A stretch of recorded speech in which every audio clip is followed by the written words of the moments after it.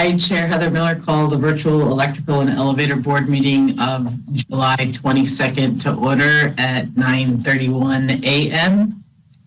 Debbie, will you please call the roll? Yes, ma'am. Chair Heather Miller? Here. Vice Chair Thomas Kyle? Here. BJ Barlow?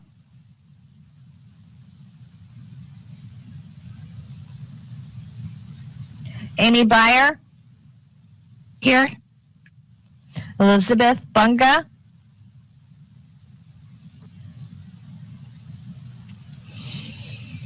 Debbie, I see she sent a message saying she's not able to hear anybody, but she's working on the issue.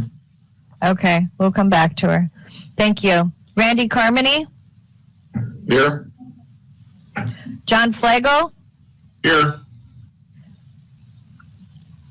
Robert McNeil? Here.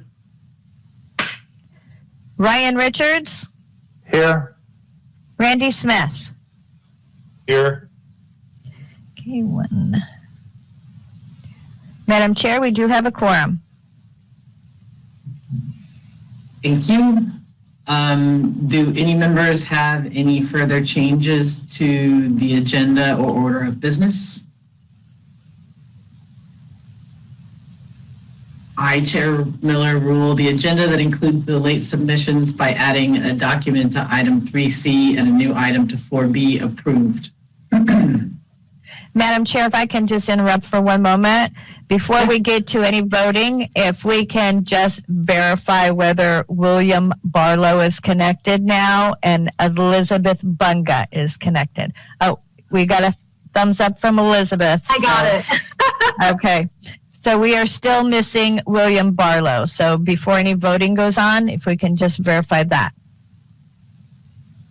Madam Chair. Okay. Thank you. Do we need him for the quorum?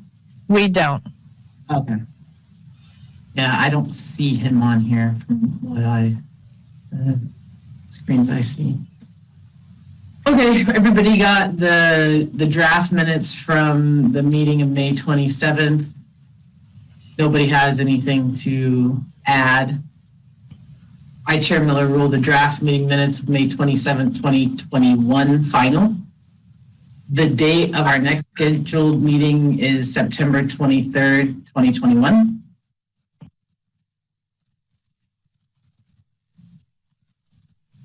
And then we're moving on to agenda item 2, public comment. Tyler, do we have anybody signed up? Madam Chair, thank you. This is Tyler Glaze, Policy Analyst for the Building Codes Division. No, I do not believe we have anyone signed up for public testimony. Alrighty then. We're moving on to agenda item 3A, reports. We have Megan, let's say Sachet. I'm hoping that's right. Good morning, Chair Miller. It's Sachet, but there's a close math. I'll take it. Okay. So good morning, Chair Miller, members of the board. For the record, Megan Sachet, contested case representative for the division. Through the chair, agenda item 3A is a license application denial. Excuse me. Before the board are documents relating to division case number C 2020-0134 in the matter of Daniel A. Reeves. Your packet should include a memo from myself and a proposed order issued by the administrative law judge, as well as an amended proposed order. The board is asked to consider the adoption of the amended proposed order and issue a final order. As a brief background, in December 2020, Mr. Reeves' application for a general journeyman electrician license was denied because he did not meet the minimum work experience requirements to obtain the journeyman electrician license. He requested a hearing, which was held on April 8th of 2021. Administrative Law Judge Schneider issued a proposed order on May 24th, 2021, determining that Mr. Reeves' application may be denied. As far as the amended proposed order goes, it's mostly just some stylistic and grammatical changes that have been made to the ALJ's proposed order to reflect the division's format. So some scrivener's errors were corrected, and additionally, there was some incorrect law cited at the very bottom of the judge's opinion. It said, ORS 544129 instead of ORS 455129. So the overall outcome isn't being changed. It's more just technical integrity of the document itself, which was the amended proposed order. So after considering the amended proposed order, the board may make a final decision as it deems appropriate. And I'm available for any questions you guys might have.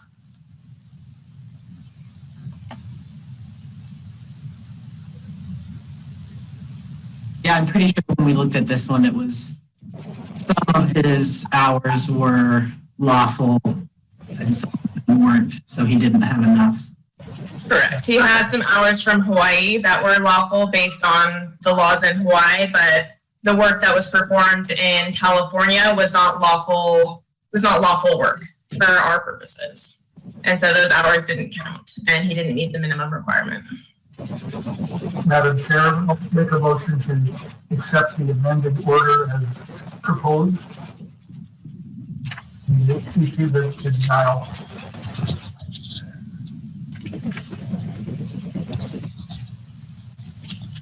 I'll second that.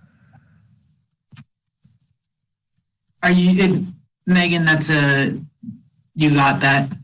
Debbie, you got that? I didn't hear quite the very end of it, so. I believe there was a motion from Thomas Kyle to approve the amended proposed order, if I heard correctly. That is correct. Okay, Debbie, can you take a roll call vote? Yes, ma'am. So VJ Barlow is having issues connecting, so I am just going to pass him over at this point. Amy Byer? Aye. Elizabeth Bunga? Aye. Randy Carmody? Aye. John Flagel? Aye. Robert McNeil? Aye. Ryan Richards? Aye. Randy Smith? Aye. Vice Chair Thomas Kyle? Aye. And Chair Heather Miller? Aye. Madam Chair, the motion passes. Thank you. We'll move on to agenda item 3B with Megan Sachet. I did it last time. I know I did, and now I feel really bad. No, don't feel bad. Everyone has different ways of saying it, so I'll take them all. Through the chair again, for the record, Megan Sachet for the division. We have agenda item 3B. Before the board is a summary of consent orders recently negotiated by the division on the board's behalf for settlement prior to hearing. We have entered into 5 consent agreements since our last board meeting. All settlements, including the amount owed and suspended civil penalties, fall within the guidelines of the penalty matrix and contain the standard conditions. Board action is required on these cases. All of them are fairly standard, but I am available to answer any questions you have regarding any of these actions. Again, board approval or denial of these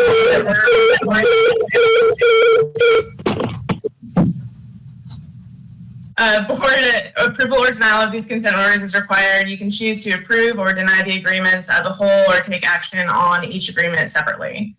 The first one we have is C2020-0010, Jesus David Mendez, ABN Cascadia Remodeling.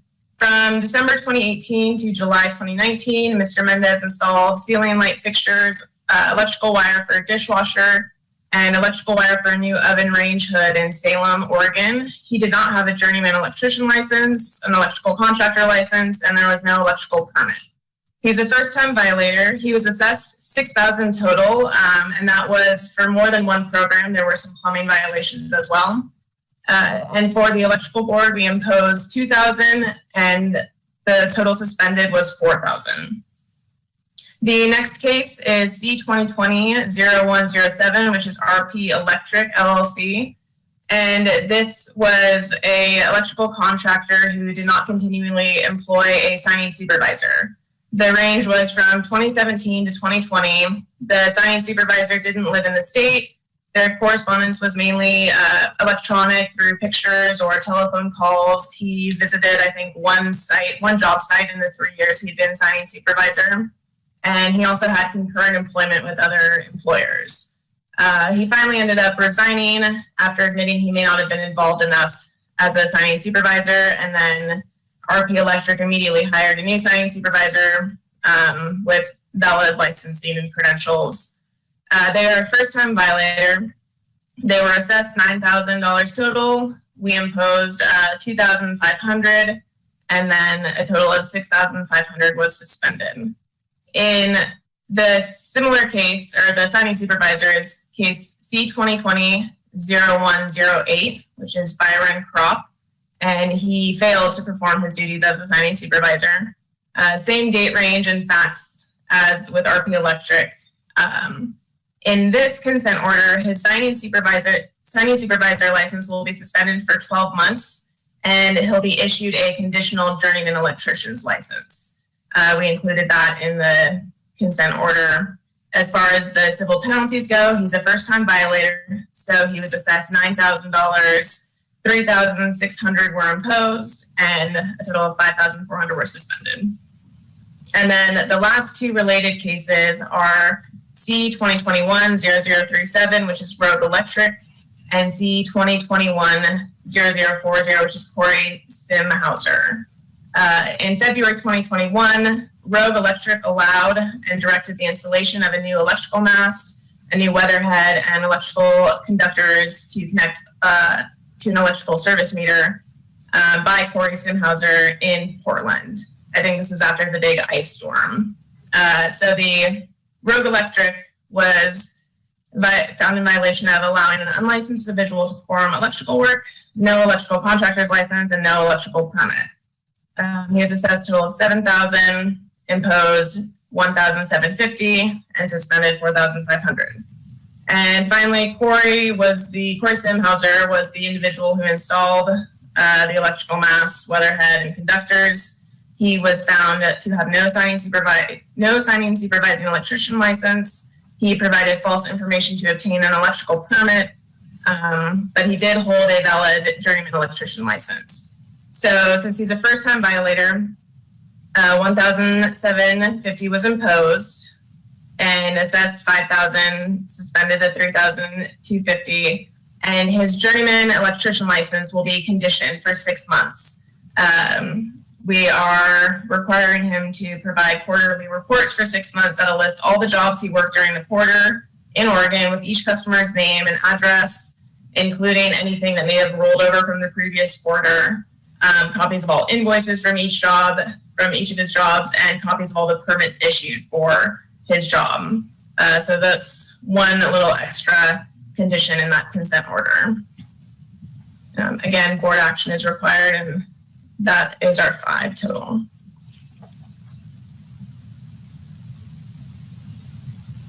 So through the chair, Rogue Electric is a valid electrical contractor. They do have a signing supervisor. Corey just is not it. Is that correct? I don't believe that they had, if you give me 1 second, I don't think that they had no, they didn't have a valid electrical contractor's license. So no valid electrical contractor's license. It was a business that Corey Simhauser was running, but no licenses on their end. Thank you. Yeah.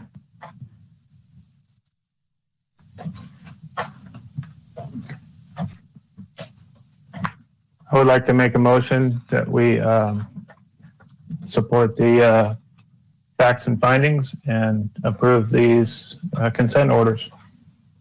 And Thomas Kyle, second. Can you take a roll call vote, please? Yes, ma'am. BJ Barlow, Yay. Amy Byer, Aye. Elizabeth Bunga, Aye. Randy Carmody, Aye. John Flagel, Aye. Robert McNeil, Aye. Ryan Richards, Aye.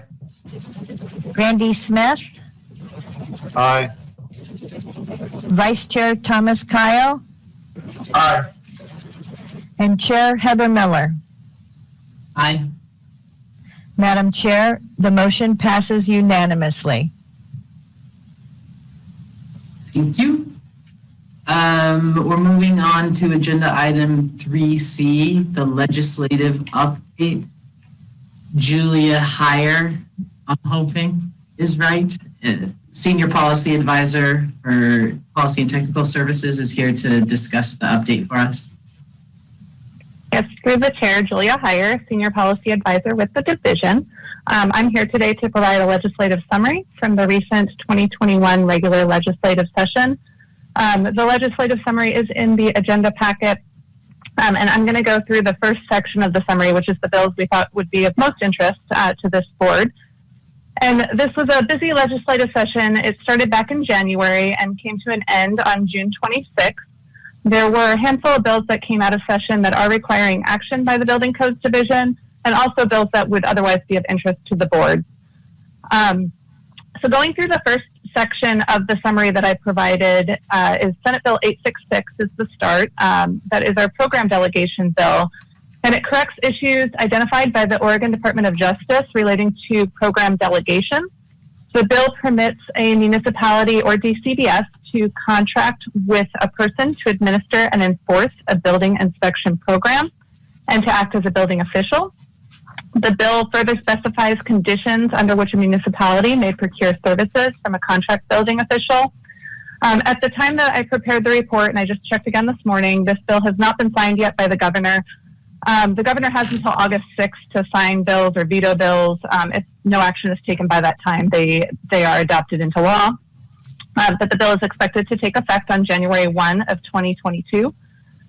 So the division is implementing this bill through rulemaking, training, enforcement, and when necessary, assumption of a building inspection program. Once the bill is signed into law or becomes law, we will arrange for a rulemaking advisory committee, which we also refer to as a RAC.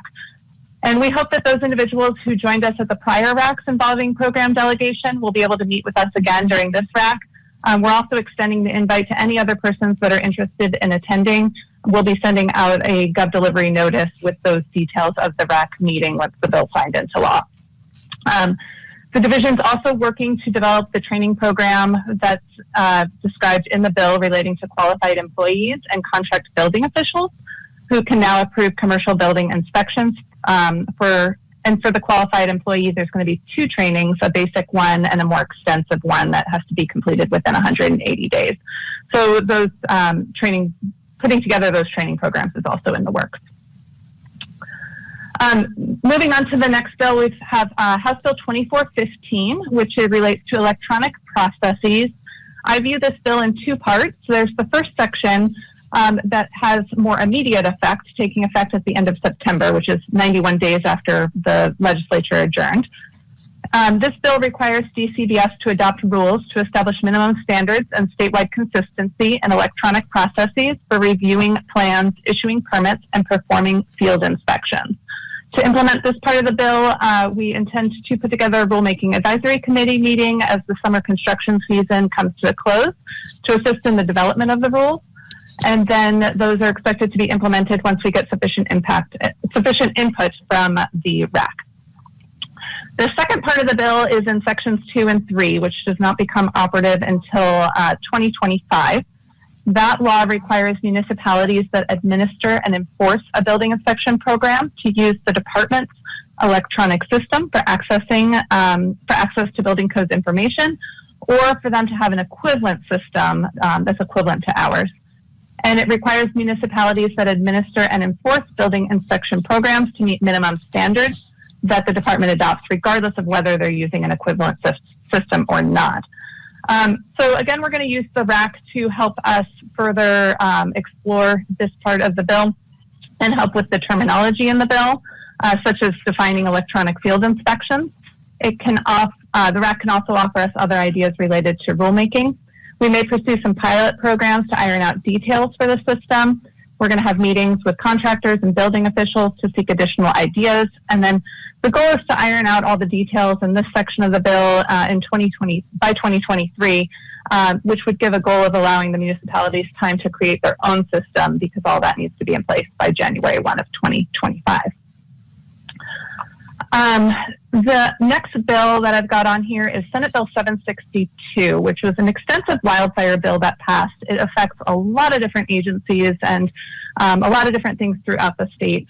I am only highlighting the parts that more directly involve the Building Codes Division. I believe I heard the governor mention that she recently did just sign this bill. When I pulled it up on OLIS yesterday, it wasn't updated there yet, but I believe that may have just been signed into law. But the bill is extensive, and I'm going to highlight those that most affect, again, the Building Codes Division.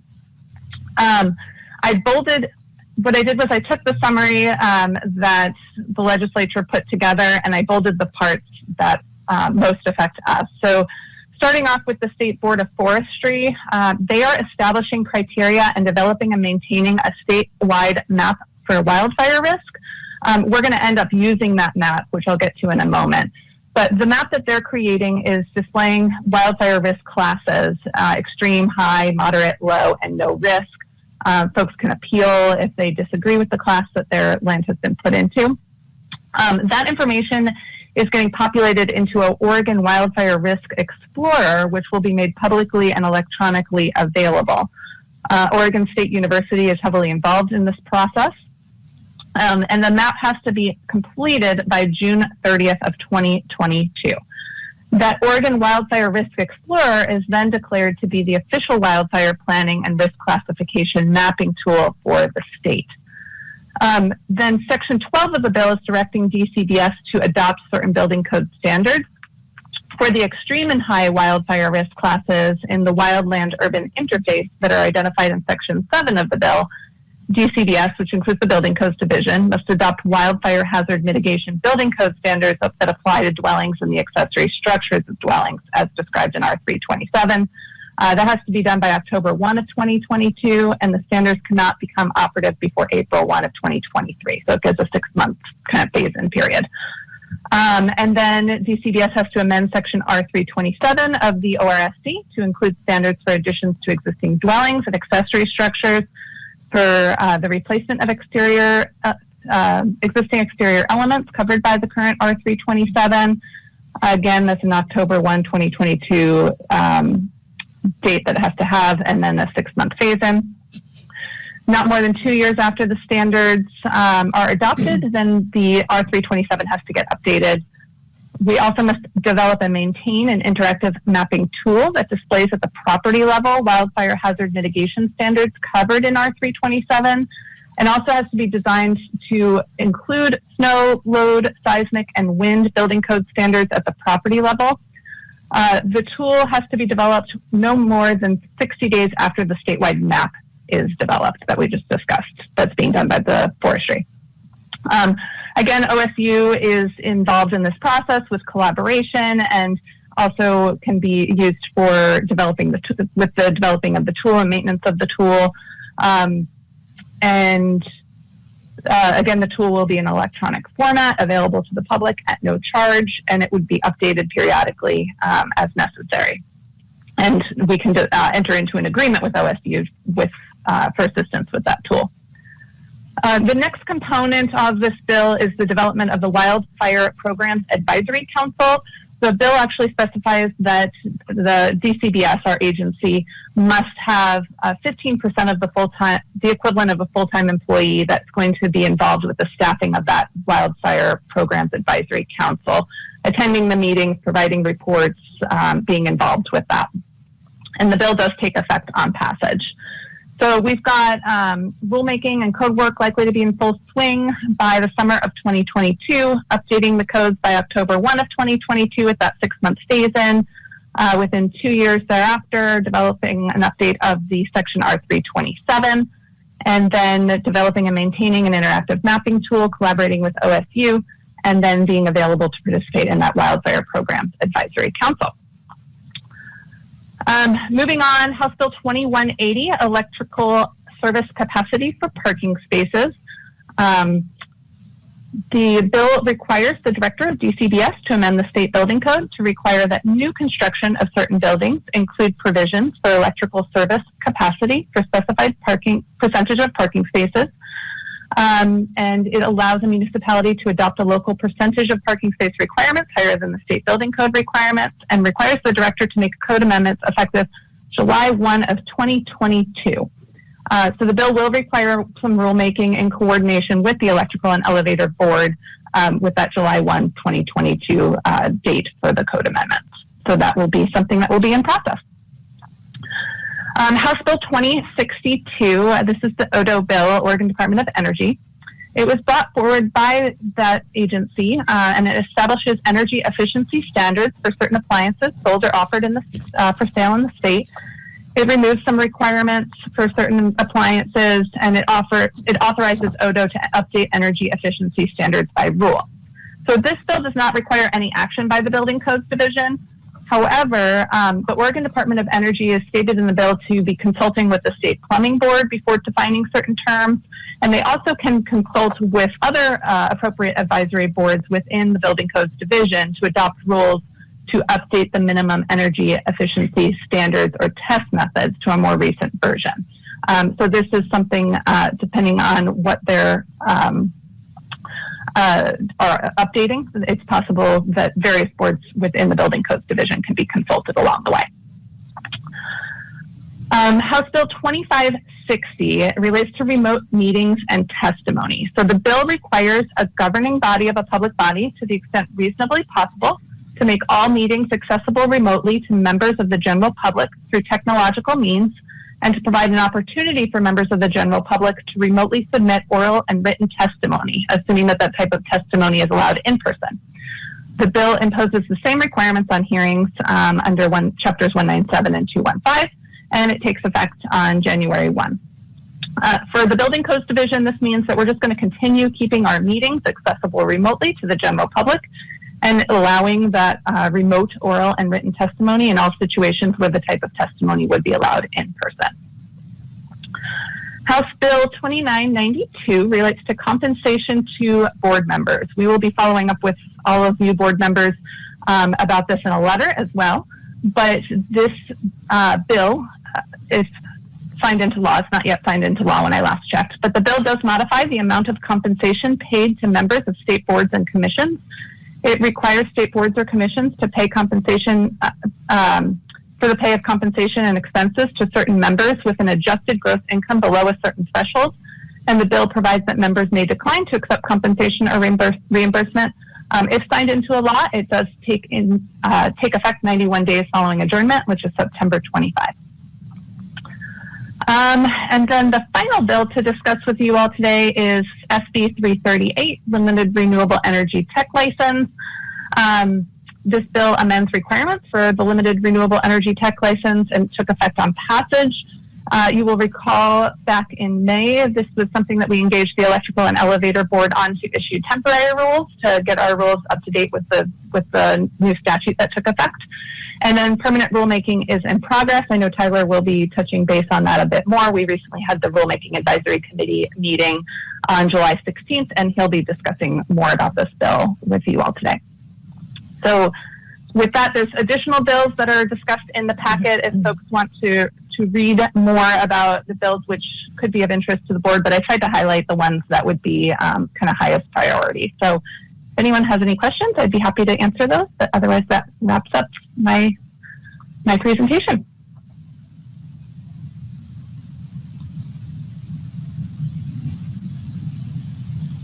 Thank you. Yes, thank you. Moving on to agenda item 3D, the elevator program update with William Hartung.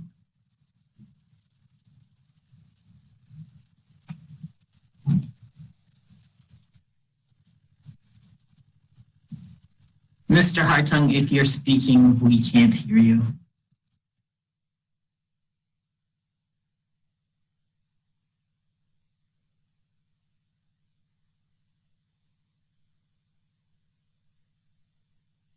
Well, maybe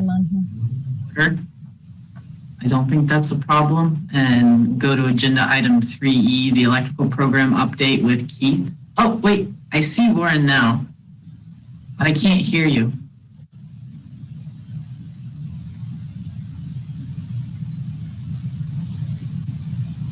No dice. Why don't you keep trying, and we'll go to Keith Anderson with the electrical program update.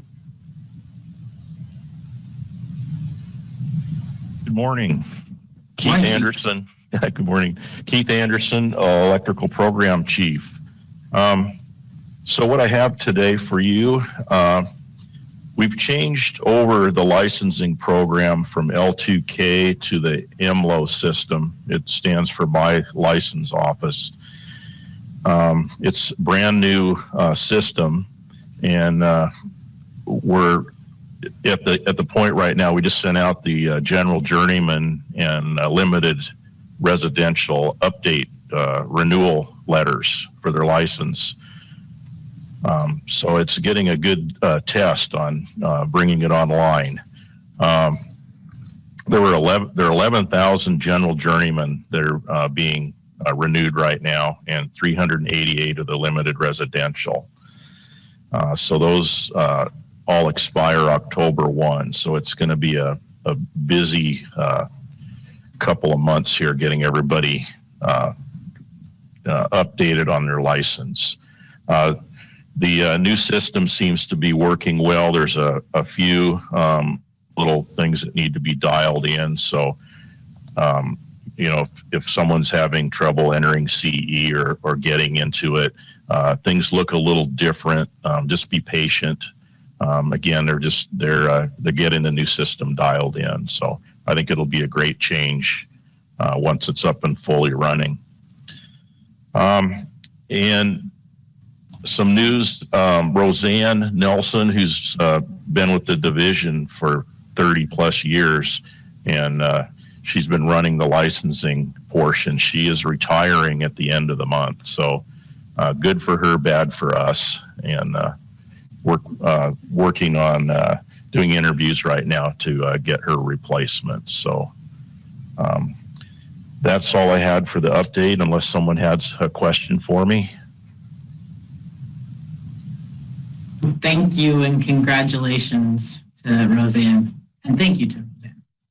Great, thank you.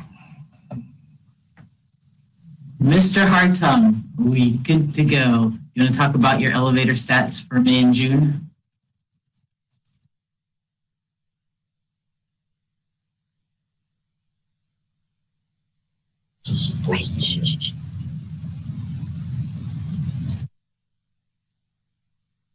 Hey, Warren, we want to do, actually, did I see him anymore? Looks like we lost him. Weird. I don't think he's on the call anymore.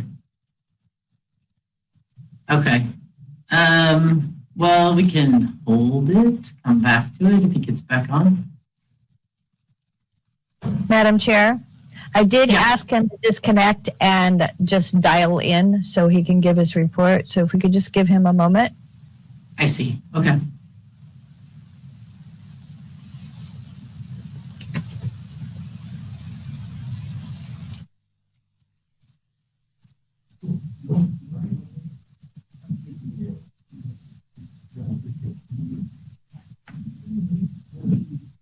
Yeah.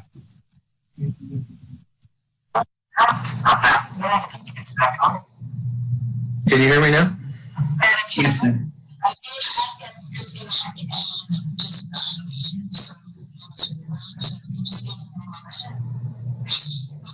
I think I'm ready if you can hear me. Yeah, we're ready on agenda item 3D, the elevator program update. Good morning, Madam Chair, members of the board. For the record, Warren Hartung, Chief Elevator Inspector, Statewide Services. Happy to join the meeting finally. Before you have our board submissions on our accident reports.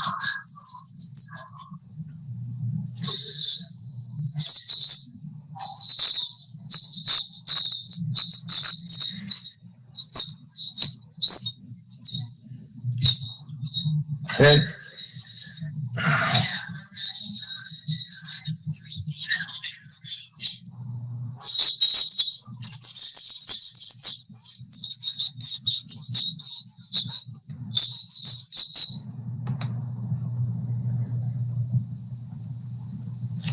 try again. How am I doing? Great. Okay. Action reports are in the board submittal package. We see we have an influx of escalator incidents, people losing balance because they're traveling with too much luggage or too many groceries in their hands. However, they're misusing escalators. There's been a great influx as the public gets out and moves around again. Caution your friends and family to exercise caution on escalators. It's always nice to have one hand free to hang onto the handrail. No loose shoelaces, stay out of Crocs. Just optimize your safety while using these devices. The other is our inspection chart, which I'll leave for you to look at. And if you have any questions, I am available. Morning, Tom Kyle.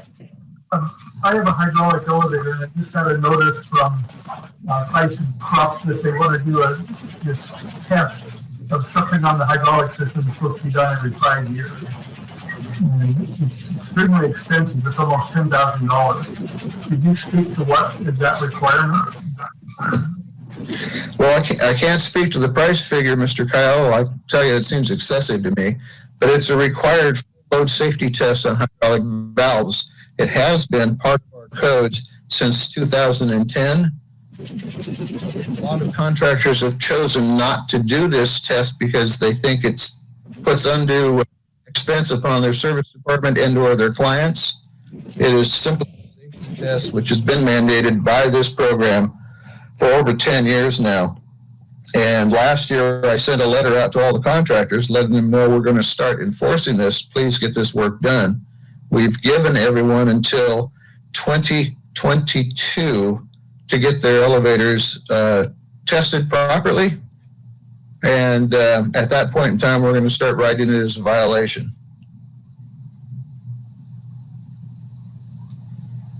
It seemed to me when I objected to it that it was in part of my maintenance contract. Obviously, we're not enforcing maintenance contracts, but is there a way around this to where we can relieve some of the costs every 5 years? I don't want to put another $10,000 into a test. It may damage my elevator. I'm going to drop back into my many years ago industry hat, okay?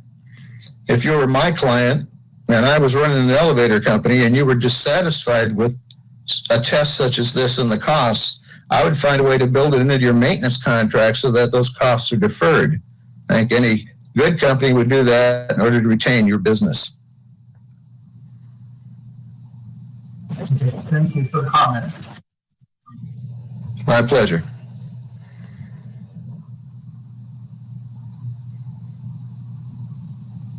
Any other questions for Mr. Hartung? Thank you, Warren. Thank you, Madam Chair. Moving on to agenda item 6A. I guess I should point out that there's nothing on the agenda for communications or appeals. So we're on to agenda item 6A, unfinished business, and Tyler Glaze, the policy analyst, is going to give us a rundown. Thank you, Madam Chair, members of the board. Again, my name is Tyler Glaze for the division. As the board may recall from its last meeting, they received a request from the Health and Safety Institute to be recognized as a national organization, for the purposes of continuing education. There is a section in our administrative rules that essentially says that any nationally recognized organization, so to speak, can apply to the board to be noted as such for the purposes of continuing education, so that they don't have to submit individual courses for approval for continuing education. They just sort of get a blanket approval because the board acknowledges their extensive experience in those types of courses and approves them just generally. They will still have to submit instructor applications, however, so the board still has approval over those as well. The board at its last meeting asked me to reach out to HSI and inquire about the types of courses they wanted to teach. I believe several board members were concerned that the scope of the courses they wanted to teach was a bit too expansive, considering that they are a health and safety institute, as their name implies. So I reached out to HSI, and they assured me that the only courses that they would be teaching under this nationally recognized organization rule would be specifically CPR, AED, first aid courses. And as another general matter, the board has the ability to state specifically they would only be approved to go under this national organization designation for the purposes of those courses. So either way, they're going to be restricted to those courses. So this will require a motion, Madam Chair, but they have requested for that they be approved as a national organization for those types of courses, as I mentioned.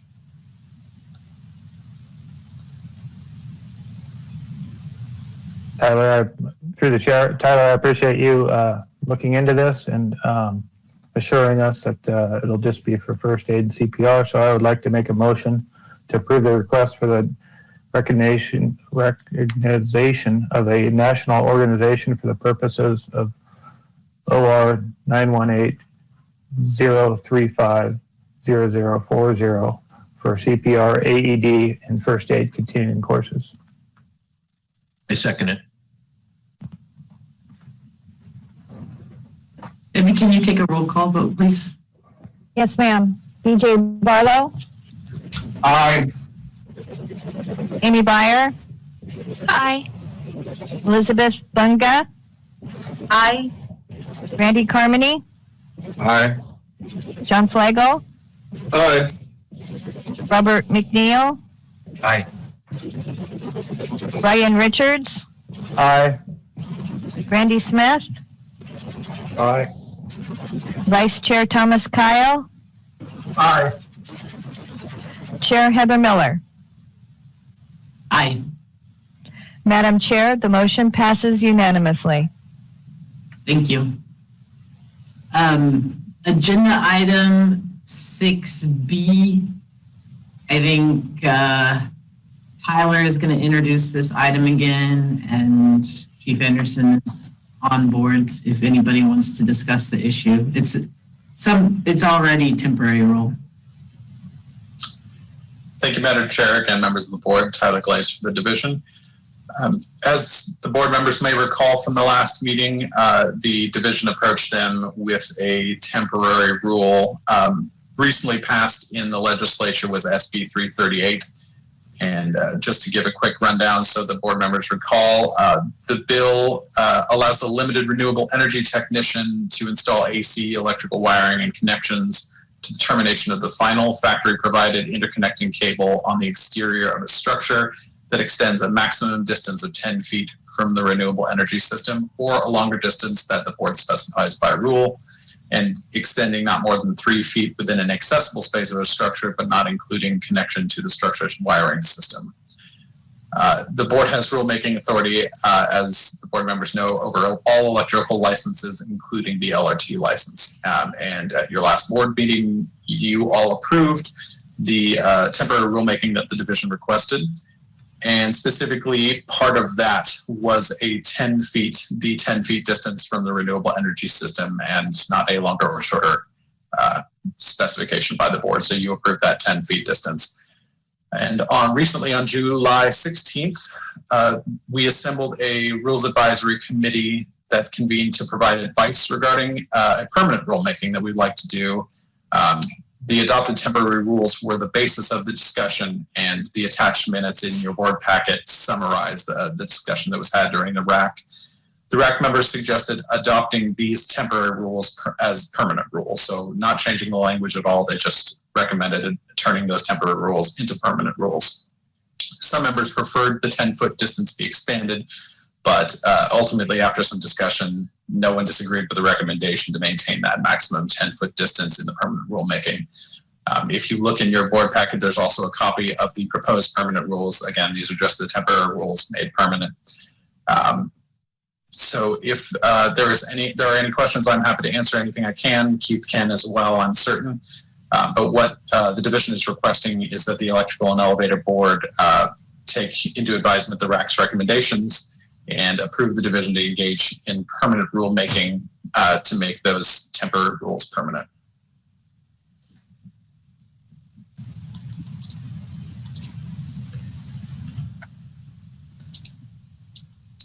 And Madam Chair, this will require a motion. I'll make a motion to approve the proposed rules for OAR 918-282-0033 and 918-282-0400 and forward to the administrator for rulemaking and subsequent adoption. Just so you guys know, we don't require a second on motions. So Thank you, Madam Chair.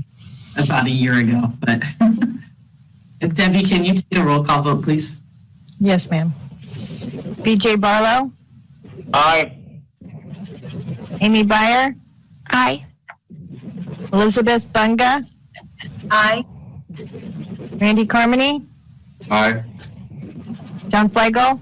Aye. Robert McNeil? Aye. Ryan Richards? Aye. Randy Smith? Aye.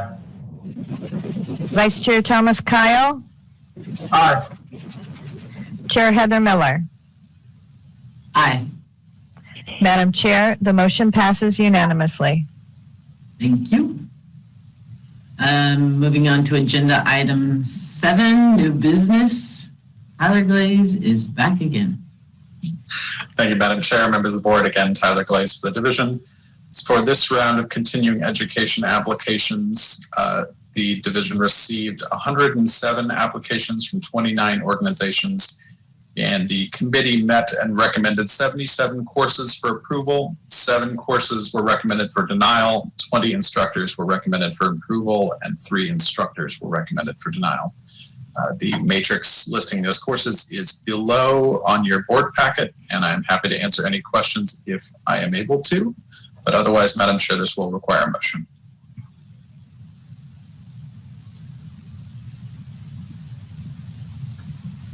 I would like to make a motion to approve the committee recommendations for approval or denial of the courses and instructors. Wonderful. Debbie, will you take a roll call vote? Yes, ma'am. BJ Barlow? Aye. Amy Byer? Aye. Elizabeth Bunga? Aye. Randy Carmody? Aye. John Flegel? Aye. Robert McNeil? Aye. Ryan Richards? Aye. Randy Smith? Aye. Vice Chair Thomas Kyle? Aye. Chair Heather Miller? Aye. Madam Chair, the motion passes unanimously. Thank you. Well, there being no further business, the meeting is adjourned at 10:19 a.m.